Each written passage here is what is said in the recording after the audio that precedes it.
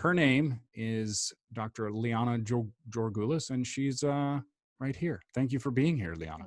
Hello, Paul. Thank you for having me, and hi to all of you out there. And thank you for getting my last name correct. Yeah, It's I'm sure always it's well, always an achievement when that happens. as you know, I have a bit of an advantage because I lived in Greece for a little while, Oh, that's right. so That's that right. You helps. did. Uh, You but did. That does help. also, but also, I say your name a lot because, and people should know this up front. Liana is my therapist, so this is not new territory for me. And part of the reason that I want to mention that is that I think even in this time and age, there's still a bit of stigma attached to seeking out help and seeking therapy. And I would be the first to tell you that it is a vital part of my life. And I think, we'll get into this a little later, but I think that it can take on so many different dimensions. As you know, Liana, you and I often talk about career planning. It's not even necessarily as much to do with the psychology of things as it is about just thinking about strategy. But we also Yes. talk about the deep stuff sometimes. Anyway, before I get into any of that, I want to ask you three questions, three hard-hitting questions, Oh, no. Okay, so I'm that ready. people can get used to who you are. So the first question, really important: Truly or White Claw? Oh, geez.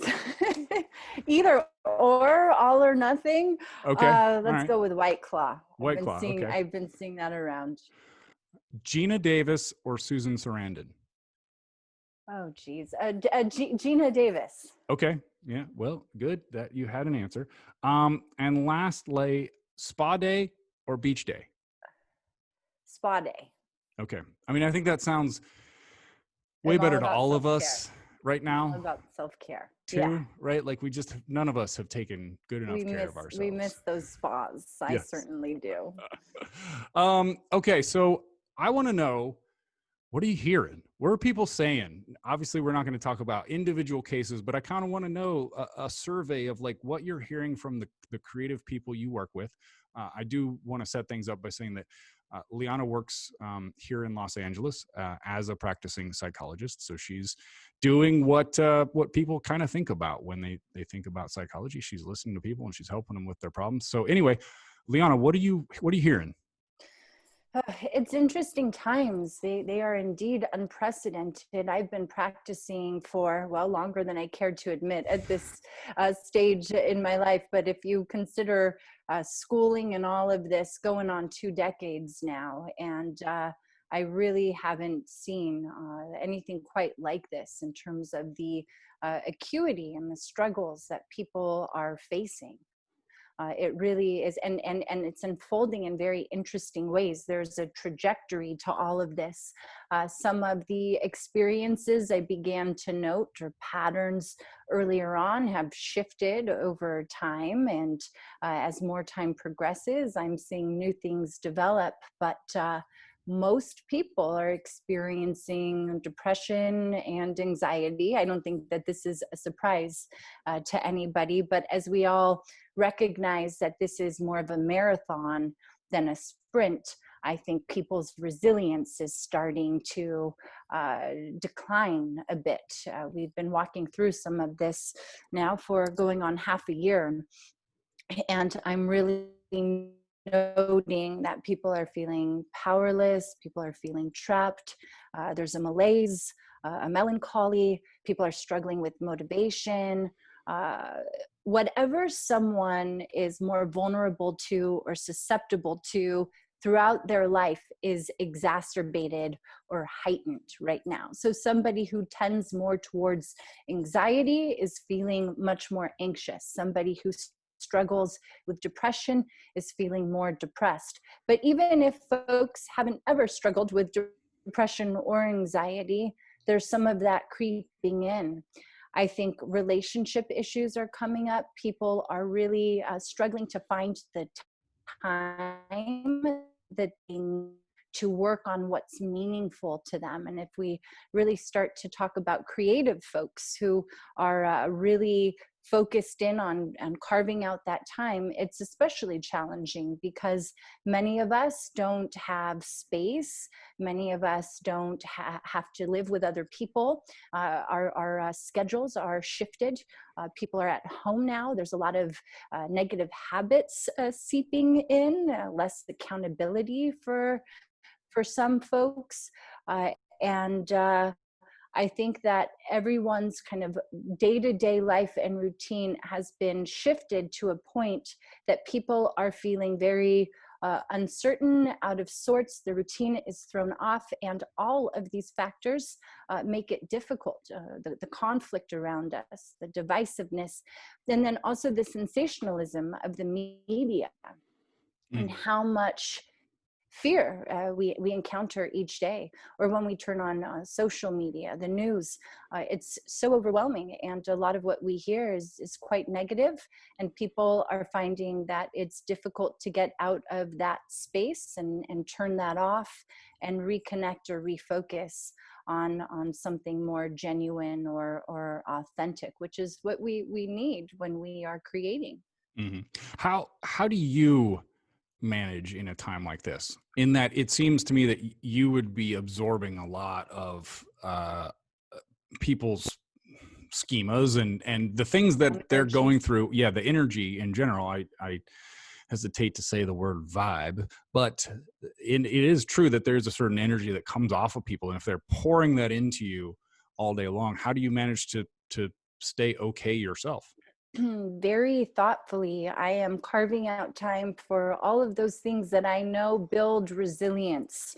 So, and those things aren't anything new. Getting enough sleep, having my supplements, my green juice in the morning, doing my yoga, my warrior pose as I start the day, connecting with my intention, reminding myself of what I value and why being there for others during this time is important to me. Getting up and moving a little bit throughout the day, and in the evenings when I'm done with my day, allowing myself space to get more into my own creative flow state and to put distractions away and do things that are deeply meaningful for me, particularly creative experiences, painting, writing songs, or physical experiences, moving, getting exercise, working with my body, trying to get out of the thinking state of my brain, and making sure to eat nutrient-rich foods and carve out time for focus, and being really mindful of what helps put me in a good space and staying away from things that take me into a negative direction. So I've been really limiting my time on social media, and I've also been really mindful about how much time I'm spending watching the news each day.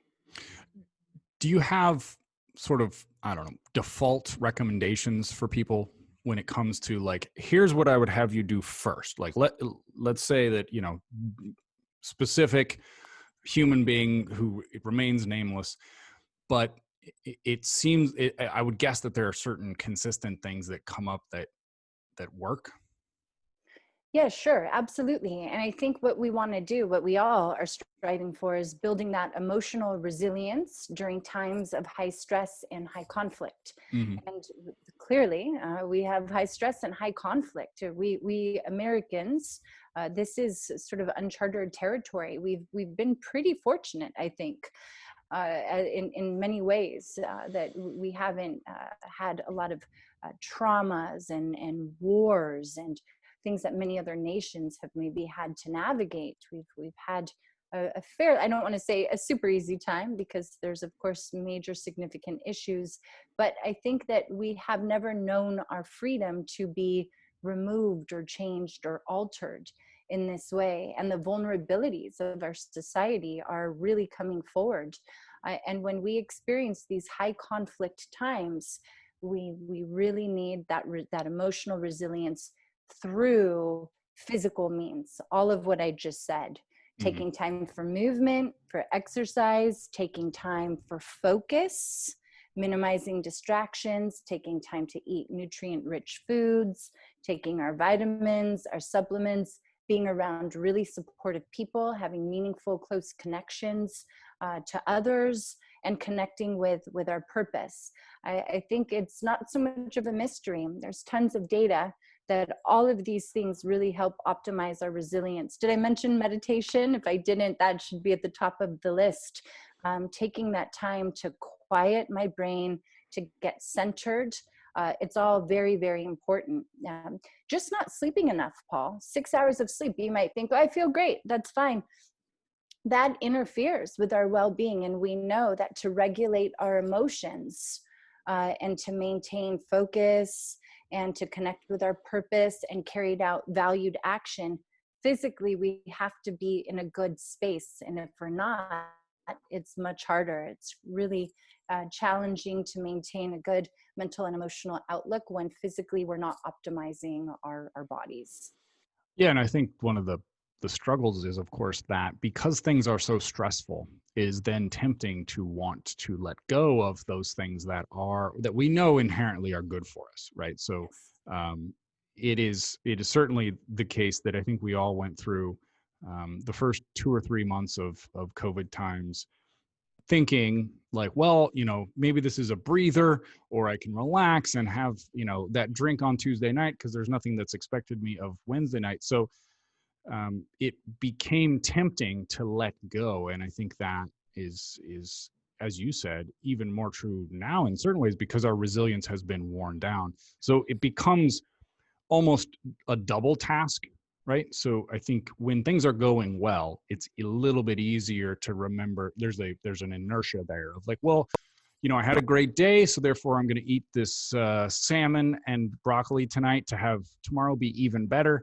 But when you've had a bad day, then it's hard to remember to eat well and, like you said, exercise, go to bed on time, get up the next day to write.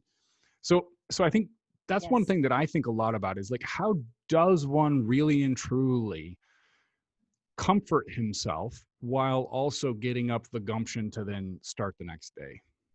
Well, right. That's the thing. And under periods of high stress, we engage in all sorts of stress-reducing behaviors. And many of us have adopted maladaptive stress reduction behaviors just over the course of our lives. And let's face it, it's easier to have a glass of wine or to smoke a joint than or eat a pint of ice cream than it is to go meditate for 15 or 20 minutes. And when we rely on some of these stress-reducing behaviors, the problem is they're very immediately gratifying. It takes time to see the benefits of eating well and doing your exercise and all of these other self-care activities. It's much easier to do something that provides that immediate comfort. But typically, whatever it is that reduces stress in the moment is the very thing that we are more apt to become addicted to or overuse. Mm-hmm. And those maladaptive stress reduction techniques can create more problems down the road. So we really do want to learn and adapt more effective ways of coping, but we have to be patient with that process because it's not nearly as instantaneously gratifying Mm-hmm. as some of these things that immediately elicit dopamine. Gaming, video games, social media. I have one client who came to a session. She was doing really well, and we had been working on her depression for months, and she was having a real tough week. And I asked her what was different, and she said that she had been consuming more social media. And I asked her how many hours a day, and she said 9 hours. Oof. Yeah. 9 hours a day. She was getting sucked into everything that she was reading, and we began to see that this was really throwing everything off for her, making her feel worse over the long run. So it's about making small, simple changes over time and building new habits into our routine and practicing them regularly, but starting off in very small ways. And we also have to be mindful about reducing temptations, because now that we're home and we're working from home, it's easy to have temptations around us all the time. And cultivating that discipline or that willpower takes a little bit of practice, some motivation, some accountability, and also careful planning, so that we can create a flow to our day and do it in a way that doesn't feel so overwhelming. Hmm. One thing that I think about when you talk about like changing habits is, as you know, Leon, I'm a fan of James Clear, he wrote a book called Atomic Habits, and he and Charles Duhigg, who wrote The Power of Habit, talk a lot about the importance of how you view yourself, right? So I was talking to somebody the other day, and she said, well, I'm just not a person who has self-discipline. And what's interesting about that one of these authors, and I am somewhat remiss by not remembering exactly who it was, but they talk about the importance of how you frame who you are, right? And there is a way to say, I'm actually a very self-disciplined and self-reliant person, but I had a bad day, right? Mm-hmm. And that is a much more productive way to look at slip-ups, because I think one of the things that's really challenging about a lot of what we get into is that everybody knows, yes, that you should be eating better and that you should have a writing routine. The problem is when it goes wrong, right? When something goes awry, and you've just had, because we're human, right? And we're going to have days where it just doesn't go like we thought it was going to go. Mm-hmm. And for all our best intentions, we ended up looking at our phone for 9 hours. Mm-hmm. So how do you advise people when it comes to that self-image, that idea of like, who am I and what sort of person am I when it comes to these habits? Mm-hmm. So I think that we're talking partly about the distinction, maybe between even a lapse or a relapse. If you've been doing really well with something for a month, let's say you were trying not to eat any ice cream for a month, and you were eating a pint of ice cream every day, and then maybe you had a slip up, and for a weekend you started eating ice cream again. The way we navigate those slip ups or those little lapses with these old habits, and we're going to assume that these are problematic habits and habits that at times can be misused or overused, the way we frame that slip up, you're right, becomes very important. And if we recognize that something is a slip rather than a never ending pattern of defeat, we have much more agency. And so there's a cognitive distortion. I don't know if anybody knows what a cognitive distortion is. It's basically an unhelpful thinking pattern. And there's various types of maladaptive and unhelpful thinking patterns. And one of them is something called overgeneralization. There's another cognitive distortion called labeling. And we engage in this really, really critical and unhelpful self-talk. And particularly around labeling, it might sound something like, I'm such an idiot, or I am so lazy, or I have no willpower, or I suck, or I'm weak. And those messages are very, very harmful to us. Overgeneralization might be when we take one experience that's specific to the time and we blow it out of proportion and we assume it's always going to be that way. Oh, right now I'm having a difficult time managing my alcohol use is very different than I'm going to struggle with alcoholism for the rest of my life. Mm-hmm. So we want to be very careful about not using those labels or being too general. Instead, we want to be very specific. And we want to think of ourselves as having influence and having agency. And we want to remember that we are more than just one habit or one behavior, and that we're an imperfect species. We live in this body, and we have DNA, and a lot of the patterns and the tendencies that we have or struggle with is really not that different from person to person. And sometimes I think we expect a lot of ourselves, and then we beat ourselves up when we can't do that. And again, when we beat ourselves up and we criticize and we label, then that makes us feel very powerless That's what creates a lot of depression for people, a lot of frustration. And then we want to say, to heck with this. I'm not going to bother anymore. So Hmm. it's very important to instead turn toward any of these struggles and really identify or label what this struggle is. And we can't do them all at once. You want to focus on one thing at a time. And once we identify that problem, we want to turn toward it with more compassion, with more understanding, and we want to try to investigate and think about what might be setting us up for failure, what might be happening. And then we want to try and recalibrate every time we have one of these slips or engage in something unhelpful. We want to problem solve a little bit. We want to try some new approaches, maybe become more accountable, maybe not have the ice cream in our home, maybe at the end of the day, make a plan to do something else so that you're not, you don't have that free time to start playing your video games again for the whole night. So there is some Hmm. problem solving that goes into it.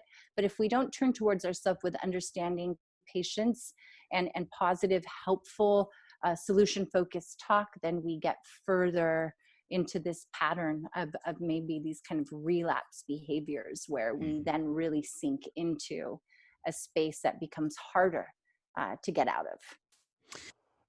One thing that I've been thinking a lot about is finding a balance between, this is clearly not great for me. So if I were to go home from this Q&A and have 6 bourbons and then stay up till 2 a.m., not sleep well and not sleep enough, and then tomorrow is going to be, you know, not optimal, right? Contrast that with maybe the perfect behavior is when we get done with this Q&A, I leave my phone off for the rest of the night. I go home, I read for 30 minutes, I exercise, I put on a candle, I have a hot shower, I go to sleep at 10:15, I wake up at 7, and I have the best day, right? Now the problem is it's usually never one or the other. It's usually somewhere in between.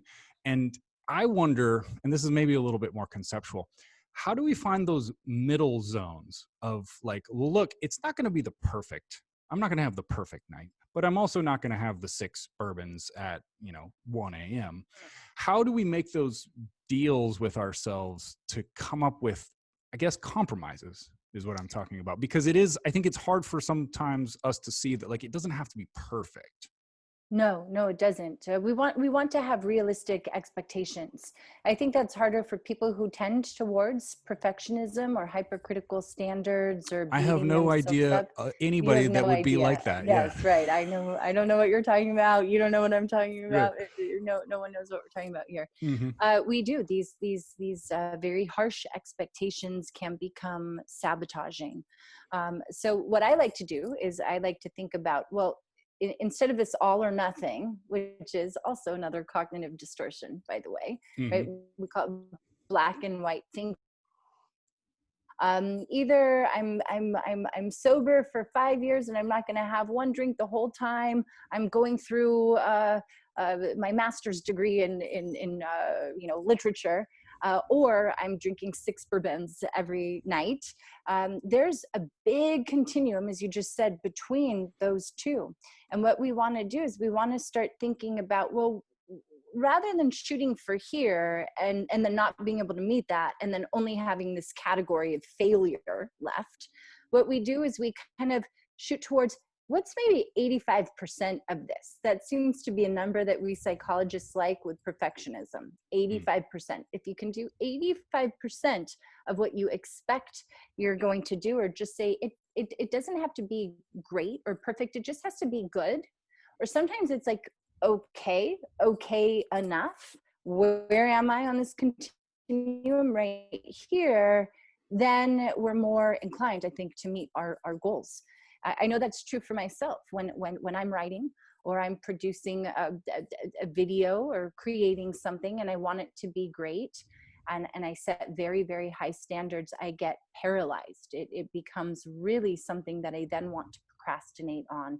And I know that when I kind of get to a headspace where it's like, I just really want to do pretty well with this, it takes a lot of the pressure off of us. And I think it's easier to motivate then. Hmm.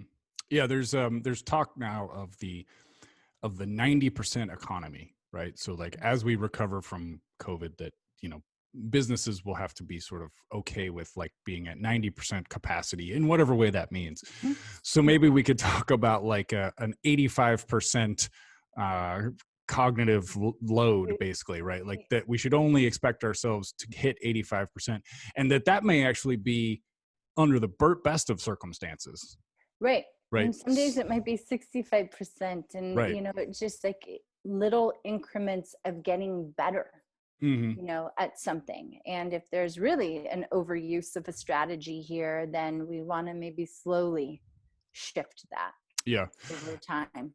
So here in a second, I want to get to some questions from our audience, and I think this will be a unique opportunity for y'all to just ask direct questions about yourself. You don't have to pretend this is about a friend. Nobody's going to see your face. And anyway, who cares if they did? We're all going to die someday. Yes, But we're all here to um, support each other. one thing I wanted to ask is now that you've lived and worked in Los Angeles for so long, inevitably you've been around a lot more creative types than if you Yes. lived in Tuscaloosa, Alabama. No offense to Tuscaloosa, Alabama. It's just a higher density of people who've come for the world of entertainment here in Los Angeles. And specifically writers. You must have now worked with a lot of writers. If you could tell a writer one thing about creating a writing routine, what would be that thing? Mhm. So I would say that we really want to optimize our flow, our creative flow states, Hmm. right? And I've been really interested in this idea of flow states, this heightened state of consciousness in which we are able to optimize our brain's performance and be our very best. And I think that when we can access this flow state, we can create so much more. And there's lots of studies that suggest this when people get into that state, and we can measure that state, by the way. Interesting things happen neurobiologically when we're in a flow state, which is a sustained period of time where we're very highly focused. And what happens is the brain waves start to shift. So instead of very fast firing rapid brain waves, which is what our brain typically functions in, when we're in this flow state, our brain waves start to decrease and we get into this optimized place where we're very creative. And when we're also in that state of functioning, our prefrontal cortex is inhibited. So what happens is the critical voice and the thinking and the rational thinking and the planning, it all stops, which is really this beautiful moment. And that's sort of what happens when we're in a meditative state. We become so engaged in what we're doing that we almost lose ourselves in those moments, lose concept of that critical voice. And this is really the best place to write from, I believe. And in order to create those flow states, we need to be very protective of our space and our time, and we need to plan. If we don't have enough time set aside, it's harder to access that flow state. And we also know that the number one offender to activating that state is distraction. Distraction very quickly takes us out of that space. We really need, and I think you also have read the book, Paul, Deep Work. We've talked about that book. Hmm. I really like that book. We do our best work and thinking when we're in that state. So what that means, especially as it relates to these times in particular, is that we have to turn off the phones and put the phones away. I would recommend carving out a block of time. It doesn't have to be a crazy block of time. It may just start with 25 or 30 minutes and taking a break. I would recommend a little bit longer if you can. I know for myself, if I'm even meditating, 5 minutes is nothing now. For me, I can't access the state I want just doing 5 minutes. And I think deep work and creativity and writing is absolutely no different. So the more distractions, the more we get out of that space, of that flow space.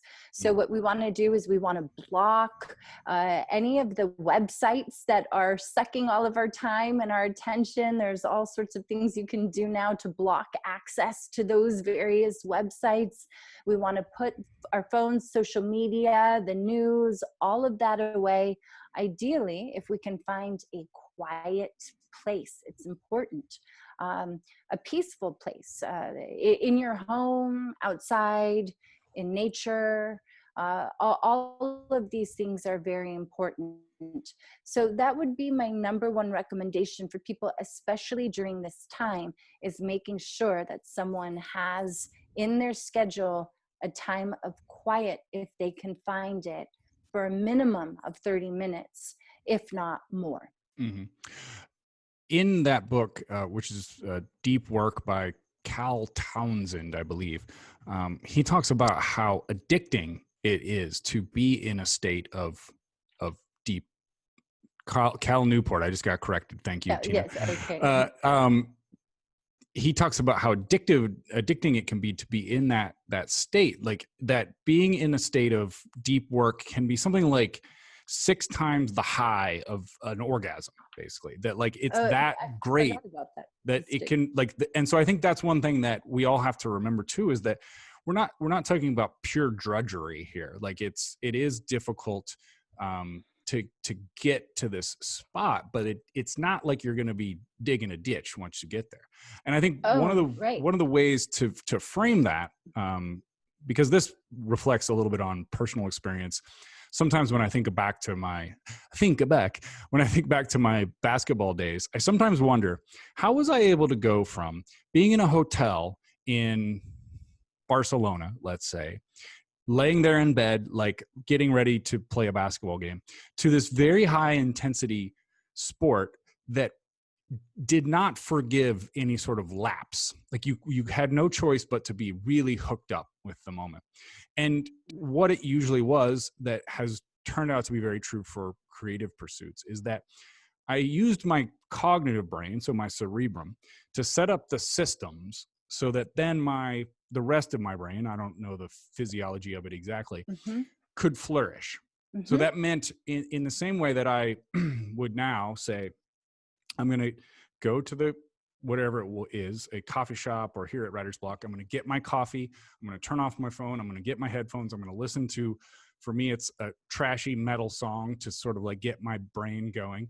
And then, so now I'm switching gears from cognitive to this kind of like reactive space.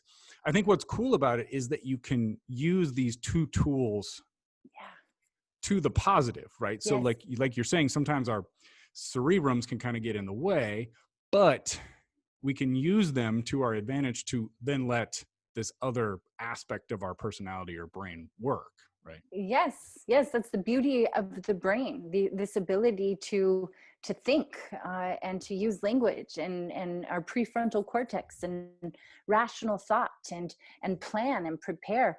And we want to use these skills. The problem is we overuse them. We're constantly chattering in there. There's this inner roommate, I like to refer to it as, that's always speaking to us, and it's not productive. And this constant worry or thinking about what we need to do or what we're not doing or what we're doing wrong or what our spouse or partner's doing wrong, all of that thinking is a waste of energy. It doesn't do anything but create more stress and more fear. So we want to take time for constructive thinking, for focused thinking, for problem solving, for planning, for creating.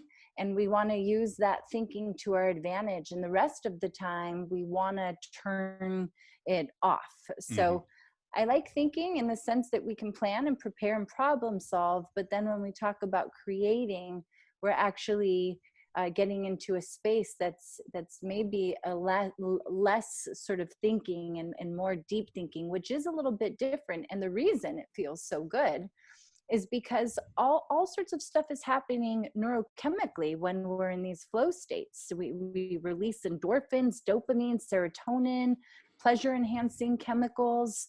and it creates a lot of happiness. And the more we access these focused flow states, the more creative we are. We see that the effects of creativity don't just go up in that moment, but they do the next day. So we can actually practice being more creative. But all of that frontal lobe stuff, planning, problem solving, scheduling, we don't want to do that when we're creating. We also don't want the chatter. We just want to focus like a laser on the ideas and the concepts that we're trying to cultivate. Yeah, I love all of that. Let's answer some questions from the audience. By the way, guys, if you put those questions in the chat area, I ain't gonna see them. So make sure they're in the little Q&A box if you'd like me to get to them. I may not have time for all of them, but I'm gonna get to as many as I can. Lots of questions. That's great. First up, Kayla wonders, how do you recommend making these changes when they're directly related to your daytime job? For example, cutting back on social media intake when you're in charge of social media. Do you have tips for working on or managing this sort of thing? Oh, that's a great question. I actually have a client right now who is struggling with a very similar issue. She recognizes the role that being on social media all day plays in her life, but it's her job. So what do you do about it then? Assuming changing your job is not an option. I think it's about exerting influence where you have it, and problem solving when you can. I don't know what your particular job is or how many hours a day around this work, limits around this work, optimizing the way that you work, maybe doing it in chunks or blocks of time, maybe taking some breaks in between, getting up, moving. I think also being clear as you do your job, what your values are behind that work, why it's important to you, what you're trying to do, and connecting to your a deeper purpose behind that. And then also knowing how and in what ways to kind of protect yourself as you do your job, keeping a little bit of an emotional distance. I have to do something similar in my work. There's some days where I see and hear things that are very overwhelming, and I want to be engaged and support and help people.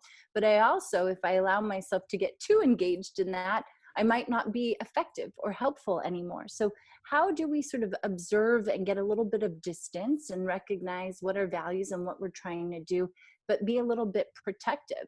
And that might be using your coping statements, that again, your reasoning for doing this, but also cutting back where you can and making the time that you're engaging in this maybe more efficient, more focused, and perhaps not spending a whole lot of extra time on it after you're done with your work for the day.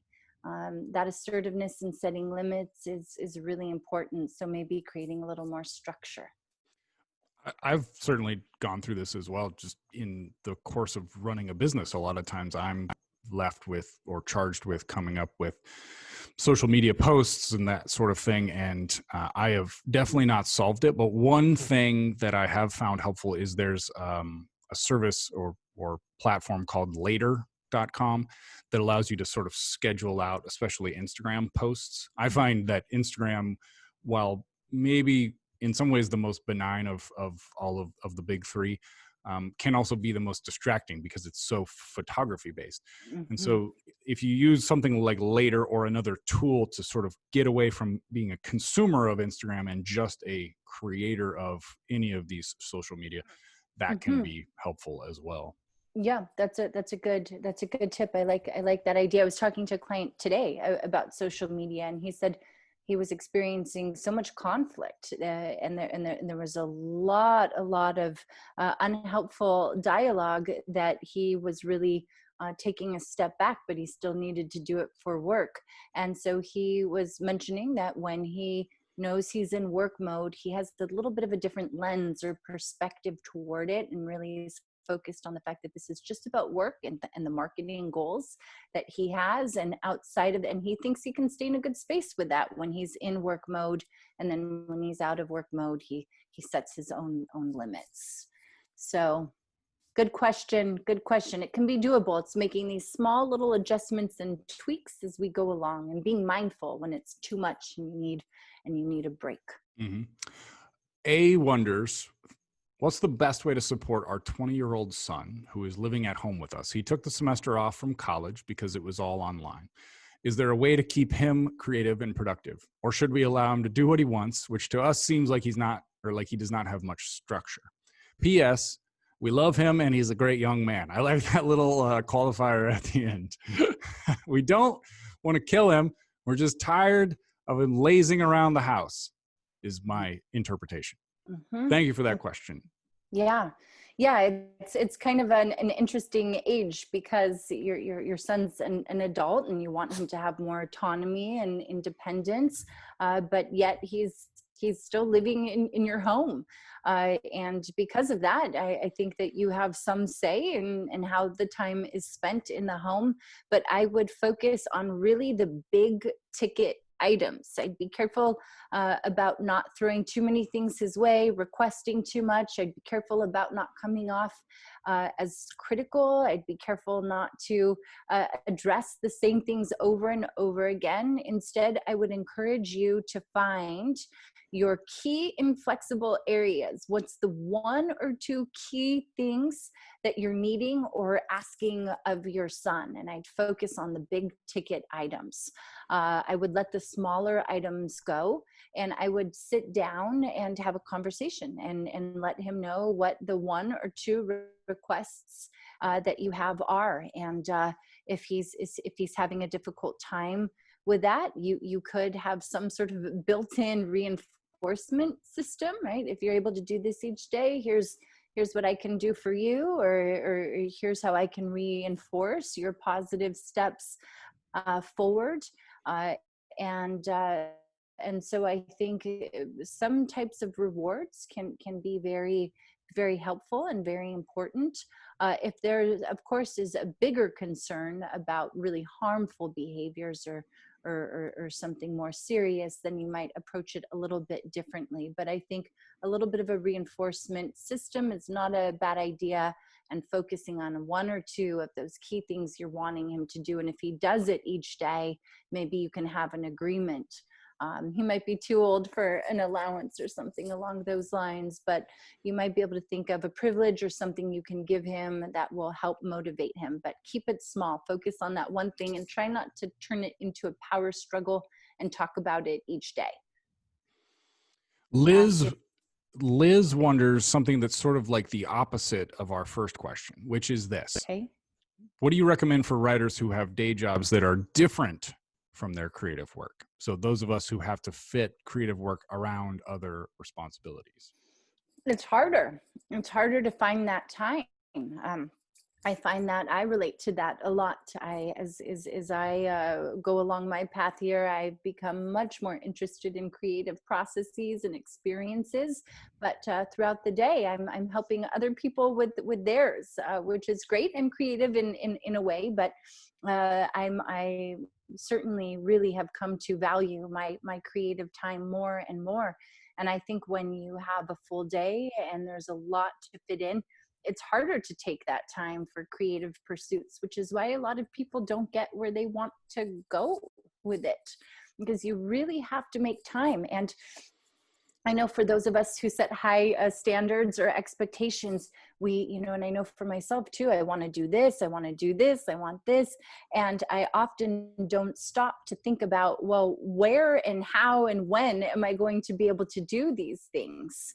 And without answering those questions, we're unlikely to meet these goals. So again, we have to be realistic with them, and we have to be careful every time we take on a new project or learn something new. We know that that's going to take time and focus. And if we don't have a lot of space in our schedule already, what that means is, I think we have to take something else out of our schedule to fit the creative experience in and carving out time. Otherwise, it's not going to magically appear on your schedule. You're going to keep waiting. Oh, maybe I have a little 30 minutes here. Maybe I have an hour here. it doesn't come. And then if you wait till the end of the day when you're done with your work and you just go, oh, do I feel like writing now? Probably not going to happen. So I really want you to look at your schedule. And I think visually it's very helpful to lay your schedule out in front of you so that you can see it and think about when and where is there a time when you have a decent amount of energy, and when you tend to feel more creative, and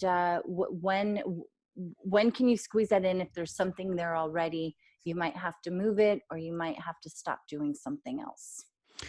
I think one thing that can be helpful in that regard is to think of it as, what if I gave this 2 weeks, right? So what if I said for 2 weeks, I'm only allowing myself whatever, half an hour of TV. So like, let's say you've identified that television is taking up too much time, and that's a swath of time that you could chop out and devote to writing. Mm-hmm.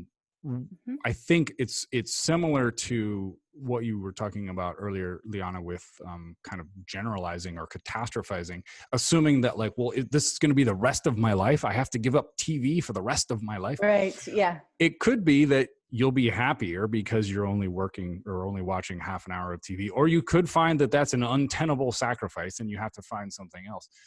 I do think sometimes it's worth thinking of like, you know what, for 2 weeks, even though I'm exhausted at the end of the day, I'm going to go to a friend's house and that friend is going to make me write for 40 minutes or whatever the crazy Mm-hmm. idea might be, Mm-hmm. right? Like just Mm-hmm. thinking in terms of something that could be short lived Mm-hmm. and I then like that tried. Yeah. Because I think it can be intimidating to think about like, well, shit, I really like yoga and that's the only place I can find any room, right? Or whatever it might Yes, be. yes, I agree with you. Right. We want to think about, for now, this is what I'm trying now, and we're going to see how this goes. And Mm-hmm. if I don't like it or it's not working, I can modify. Right. Yeah. I But mean, yeah. I actually got my start in writing in Greece when I was playing basketball. I think largely because I didn't have a television because the team just didn't give me one. I had an apartment, but it didn't have a TV. And so I just had all this extra time.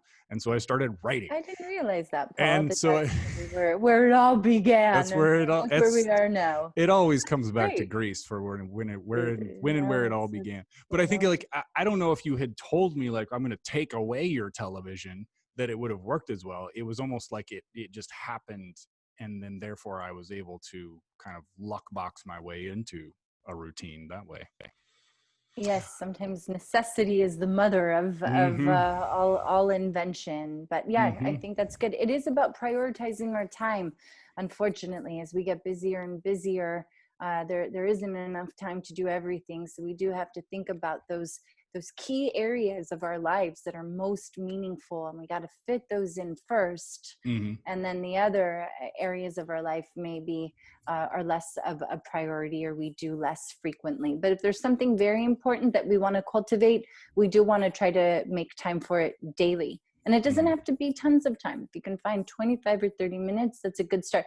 I would even be happy with 10 minutes. It's harder to achieve a deeper flow state in 10 minutes, but it's still a good path for starting to create a habit. And if something feels too overwhelming, you can shrink down the goal to be a little less time, until that feels like I can do that.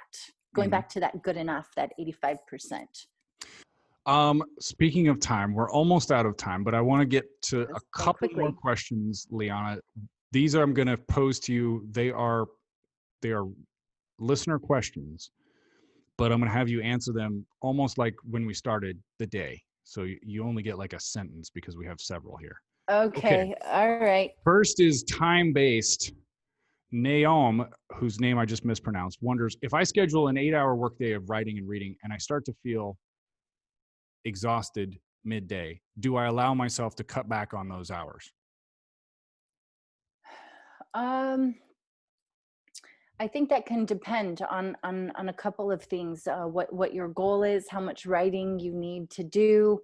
If it starts to feel so tedious and unpleasant and almost compulsive to the point that you're not enjoying the process for the most part, then yes, 8 hours might be too long. If you have to write 8 hours, and have no other choice, then then that's something else. But if you're feeling exhausted and it's affecting your enjoyment, then yes, I would recommend cutting it back just a little bit, or taking some more breaks during the day. It's hard to sustain focus for 8 hours straight. It's very, very hard. The human brain doesn't really do that. We can have these flow states I'm talking about, but they don't last indefinitely. So I do think you should have realistic expectations, and maybe that is a little bit too much time. So play around with it and see how you feel about the experience. If it's 7 hours, if it's a little bit less, if you take more breaks, if you block it out, is it easier? Does it feel more invigorating? And I think the way you feel emotionally about it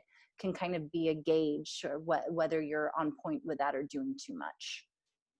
That was longer than one sentence. Sorry, I'm so sorry. I'm so sorry. I'm not good at one sentences. Okay, I'll try again next. All right, we're gonna question. practice with this one. Tom Okay. wonders, what are some good ways for a writer to build resilience?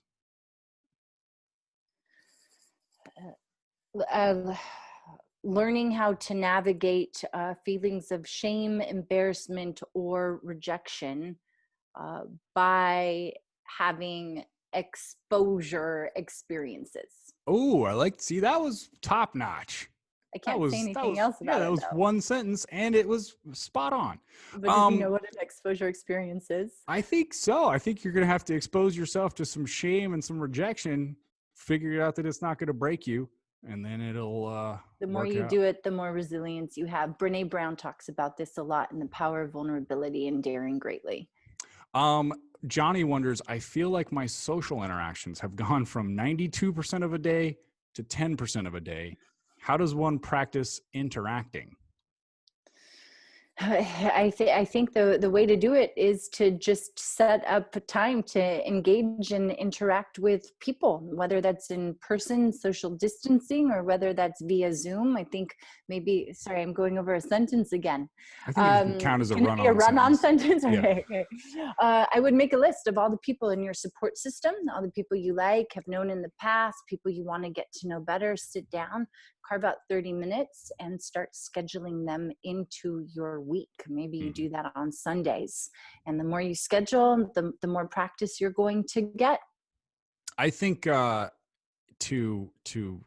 piggyback on that, one thing we forget is the power of a phone call, of just saying to somebody, hey, I want to catch up with you and I'm going to call you on Wednesday at 7:30. I'm not going to fucking use Zoom. I'm just going to call you because Zoom is going to make you more tired. So just like, this has already made both Liana and I more tired than we would have if we had just had a phone conversation. So I think people also, and this is soapboxing a little bit, but like, remember that you can just call someone and have a pretty great conversation. That, like, we used to do that all the time. Yeah, the phone. You're right. It's underrated. Bring back the phone call. I agree with you. You don't have to get on FaceTime. That's also going to wear you out and make it less likely that you'll do it the next time, because you'll be like, just, this was exhausting and I had to put on makeup to look good on this phone call. Right. So I think there's power in just. I agree with you. It requires a little bit of the breaking down of like, look, I know people don't do this anymore, but we're going to get on the phone. No, I agree with you. And you can walk around. You can move while you're on the phone. That's the hardest thing about, I think, Zoom. Sitting for so many hours isn't good for any of us. So we really want to move the body, and the phone call permits that. I agree with that. Speaking of, let's get off this call. Liana, I appreciate it. I feel like I got a free therapy session. So thank you. Always a great time. I am such a fan of Writer's Block and what you do here. And I can't see any of you, but I do so appreciate you being here, and appreciate everything that you're working toward. It's a really fantastic time. I'm telling everybody with COVID to take a step back, to reflect, to recalibrate, to focus, and to take advantage of some of the less distractions we have, and really think about what's meaningful about your writing. And now is a good time to dig in. And I'm so grateful for Paul for what he does. He puts such good information out there and really help support people in that journey. So